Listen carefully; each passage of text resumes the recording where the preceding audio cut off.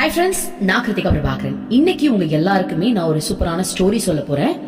இந்த ஸ்டோரி நீங்க கேட்டதுக்கு அப்புறம் நிச்சயமா உங்க லைஃப்ல எல்லாருமே தெம்பா எழுந்து நின்று இனிமேல் நான் பாத்துக்கிறேன் என் லைஃப அப்படின்ற நம்பிக்கை வரும். ஓகேவா? ஒரு ஊர்ல ஒரு அப்பா, ஒரு மகன், ஒரு பையன் இருந்தாங்க. அப்பா பையனை நல்லா போல்டா, நல்ல தைரியத்தோட வளர்க்கணும்னு ஆசை.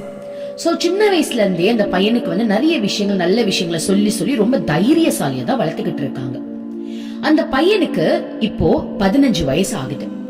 அந்த அப்பா என்ன சொல்றாரு அப்படின்னா, நான் லாஸ்டா உனக்கு ஒரு விஷயம் சொல்லி தர போறேன், நிறைய உனக்கு சொல்லி தந்துட்டே எப்படி தைரியமா வாழ்றதுன்னு. அதுல கடைசியா இப்ப நான் உனக்கு ஒரு விஷயம் பண்ண போறேன். இந்த விஷயத்துல நீ ஜெயிச்சுட்ட அப்படின்னா உன் லைஃப்ல இனிமேல் உனக்கு யாருமே தேவை கிடையாது. எந்த சூழ்நிலையா இருந்தாலும் முன்ன நீயே காப்பாத்திக்க முடியும் அப்படின்னு சொல்றாரு. அந்த பையனும் அப்பா நிச்சயமா நான் பண்றப்ப என்னன்னு சொல்லுங்க அப்படின்னு சொல்றான். அப்பா சொல்றாரு, நம்ம ஊர்ல ஒரு காடு இருக்கு இல்லையா? ஆமாப்பா, அந்த காடு இருக்கு. எல்லாரும் அந்த காட்டுக்கு போவே பயப்படுவாங்களே. ஆமா, அந்த காடு தான். அந்த காட்டுல உன்னை நான் நைட்டு கூட்டிட்டு போறேன். அந்த காட்டுல ஒரு நாள் நீ தனியா இருக்கணும். ஒரு நைட்டு மட்டும் நீ அங்க தனியா இருந்துட்ட அப்படின்னா, இந்த நாளை நீ ஜெயிச்சுட்ட அப்படின்னா உன் லைஃப்ல எந்த சூழ்நிலை வந்தாலும் உன்னால நிச்சயமா ஜெயிக்க முடியும் அப்படின்னு சொன்ன உடனே அந்த பையனுக்கு ரொம்ப இன்ட்ரெஸ்டிங்கா இருக்கு. அவன் பயப்படல. ஏன்னா சின்ன வயசுல இருந்தே அவங்க அப்பா அவன் அந்த மாதிரி வளர்த்துட்டாங்க இல்லையா? அவன் ரொம்ப ஹாப்பியா அப்பா இதை நான் கண்டிப்பா பண்றேன் அப்படின்னு சொல்லிட்டான். சோ எல்லாம் ரெடி ஆயாச்சு. நைட்டு அந்த காட்டுக்கு அந்த மகனை அவங்க அப்பா கூட்டிட்டு போறாரு. காடு வந்துருச்சு, ரொம்ப இருட்டா இருக்கு. டார்ச்ச தான் வச்சு அடிச்சு கூட்டிட்டு போறாங்க. சோ என்ன பண்றாரு அப்படின்னா, ஒரு மரத்தடி நல்லா இருக்கு, அந்த மரம் பார்க்க நல்லா இருக்கு. மரத்தடியில அந்த பையனை உட்கார வச்சு கைய வச்சு கட்டிடுறாரு. அந்த மரத்தோட சேர்த்து கைய கட்டிடுறாரு. அவன் காலையும் கட்டிடுறாரு. ஏன்னா இவன் பயத்துல ஓடிடக்கூடாது அப்படின்றதுக்காக கட்டிடுறாரு. அந்த பையனை ஓகே தான் சொல்றான். அப்பா கட்டிடுங்கப்பா, ஓகேப்பா அப்படின்றான். அப்புறம் என்ன ஆகுது? அப்பா சொல்றாரு, சரிப்பா உன்னோட கண்ணையும் நான் இப்ப கட்டிடுறேன். ஏன்னா நீ எதையும் பார்க்க கூடாது, பார்க்காம இருந்தா உனக்கு இன்னும் தைரியமா நீ இருக்க முடியும் அப்படின்றதுக்காக, கான்சென்ட்ரேஷன் உனக்கு கரெக்டா இருக்கும் அப்படின்றதுக்காக உன்னை கண்ணையும் கட்டிடுறேன்னு சொல்லிட்டு கண்ணையும் கட்டிடுறாரு. அந்த பையனும் அப்படியே, அப்ப கண்ணையும் கட்டுறீங்களா? சரி பாண்டான். சோ அப்பா இப்ப கண்ணையும் கட்டிட்டார். அப்பா சொல்றாரு, சரி மகனே, இன்னைக்கு நைட்டு நீ இத நிச்சயமா வெற்றி அடைஞ்சிருவ அப்படின்னு நான் நம்புறேன். இப்ப நான் வீட்டுக்கு கிளம்புறேன். நாளைக்கு காலையில நான் உன்னை சந்திக்கிறேன் அப்படின்னு சொல்லிட்டு அவங்க அப்பா கிளம்புறாரு. இப்ப மகனுடைய காதுல அவங்க அப்பா போற சத்தம் கேக்குது. ஏன்னா அங்க இலைதான் இருக்கும் இல்லையா? சோ அவருடைய நடக்கிற சத்தம் கேக்குது. அவங்க அப்பா கூட இருந்த வரைக்கும் அவன் ரொம்ப தைரியமா இருக்கான். அந்த அப்பா நடந்து போற சத்தம் தூரத்துல கேட்கும் போதுதான் அவனுக்குள்ள ஒரு பயம் வருது.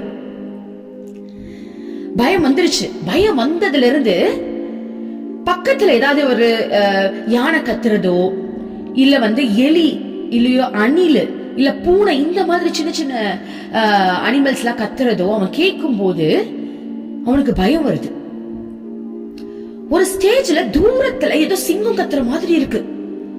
இவனுக்கு பயம் தாங்க முடியல. கத்துறான். என்னை யாராவது காப்பாத்துங்க, அப்பா வந்துருங்கப்பா, என்னால முடியலப்பா, எனக்கு ரொம்ப பயமா இருக்குன்னு கத்துறான். எந்த ரிப்ளேவும் வரல, யாருமே பக்கத்துல இல்ல. ஒரு ஸ்டேஜ்ல அவனுக்கு பயம் தாங்க முடியாத கத்தி கத்தி கத்தி அப்படியே அடங்கி போய் என்ன தாட் வருது அப்படின்னா, ஓகே இப்ப என்ன, நான் சாவ போறேனா? பரவாயில்ல, இனிமேல் கத்தி என்ன பிரயோஜனம், யாரு வேணாலும் என்ன வேணாலும் பண்ணிக்கிட்டோம் போ அப்படின்னு சொல்லிட்டு அவனுடைய மனம் கத்தி கத்தி கத்தி அடங்கி போயிடுது. அடங்கினதுக்கு அப்புறம் அவனுக்கு ஒரு மாதிரி தூக்கம் வருது. தூங்கிடுறான். தூங்கின உடனே காலையில சூரிய வெளிச்சம் நல்லா சுள்ளுன்னு அவன் மேல படுது. அந்த சுள்ளுன்னு படுற அந்த ஃபீல உணர்ந்துட்டு அவன் என்ன பண்றான், இப்ப எழுந்துக்கிறான். எழுந்து அவனுடைய கை லைட்டா கொஞ்சம் லூஸ் ஆன மாதிரி இருக்கு. ஏன்னா அவன் கத்துல தெரியல, போட்டு லைட்டா லூஸா இருக்க மாதிரி இருக்கு. அவன் என்ன பண்றான், சரி லைட்டா கை வருது. ஒரு கையை மட்டும் அவனால எடுக்க முடியுது. எடுத்துட்டு கண்கட்டை அப்படியே கழட்டி இறக்கி பாக்குறான். பார்த்தா அவங்க அப்பா எதிர்க்க உட்கார்ந்து இருக்காரு. அப்பா வந்துட்டீங்களா? எப்பப்பா வந்தீங்க அப்படின்னு கேக்குறான். அதுக்கு அவங்க அப்பா சொல்றாரு, நான் உன்னை விட்டு எப்ப போனேன், என்ன பார்த்து வந்துட்டீங்களான்னு கேக்குற. என்னப்பா சொல்றீங்க, நீங்க இங்கதான் இருந்தீங்களா? ஆமா, உன்னை கட்டிட்டு நான் இங்கேயே தான் உட்கார்ந்துட்டு இருந்தேன் அப்படின்னாராம். அப்பா அப்ப நான் நைட்ல கத்துனேனேப்பா, ஏன்பா என்ன நீங்க எதுவுமே பண்ணல, என்ன ஏன்பா நான் இருக்கேன்னு சொல்லல அப்படின்னு கேட்டதுக்கு அப்பா சொன்னாரா, உனக்கு அந்த தைரியம் வரணும் அப்படின்றதுக்காக தான் இந்த விஷயத்தையே பண்ணும், அதனாலதான் நான் இருக்கிறத காட்டிக்கல. அப்பா அப்ப நீங்க என்ன விட்டு போவே இல்லையாப்பா?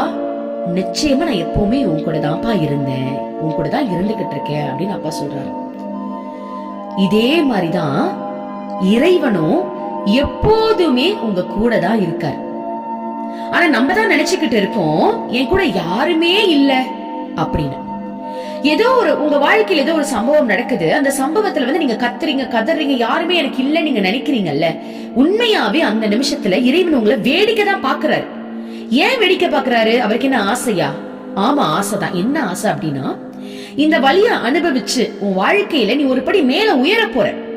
நீ உயரணும் அப்படின்றதுக்காக நீ கத்துனாலும் எனக்கு அது கவலையா தான் இருக்கு, என் குழந்தை கத்துதேன்னு எனக்கு கவலையா தான் இருக்கு.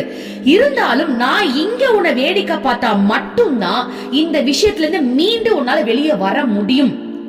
ஆனா என்னைக்குமே நான் உன்னை விட்டு விலகிறது கிடையாது, நீதான் நினைச்சுக்கிட்டு இருக்க நான் உன் கூட இல்லன்னு அப்படின்னு அவங்க அப்பா சொன்னாராம். ஓகேவா? சோ இதான் உண்மை. எப்பவுமே கடவுள் நம்ம கூட தான் இருக்காரு, நம்ம தான் அதை ரியலைஸ் பண்ண மாட்டேங்கிறோம். அவர் எப்பவுமே வேடிக்கை பாக்குறாரு. அவர் இருக்காரு அப்படின்ற நம்பிக்கை மட்டும் உங்களுக்கு இருந்துச்சுன்னா உங்க லைஃப்ல எதை வேணாலும் உங்களால பார்க்க முடியும், எந்த வழியை வேணாலும் அனுபவிக்க முடியும். அந்த வழி உங்களுக்கு வழியா தெரியாது, ஒரு பாடமா தெரியும். கடவுள் கூட தான் இருக்காரு, ஏதோ ஒரு பாடம் நமக்கு சொல்லி தராது, ஓகே அதை நான் தைரியமா கத்துக்கிறேன் அப்படின்ற தைரியம் உங்களுக்கு வரும். வாழ்க்கையை யாருமே பிளேம் பண்ண மாட்டீங்க. சோ உங்க கூட இறை சக்தி, இந்த பிரபஞ்ச சக்தி எப்பவுமே இருக்கு அப்படின்னு நம்பிக்கையோட உங்க வாழ்க்கையை தொடருங்க. ரொம்ப நன்றி. Thank you universe.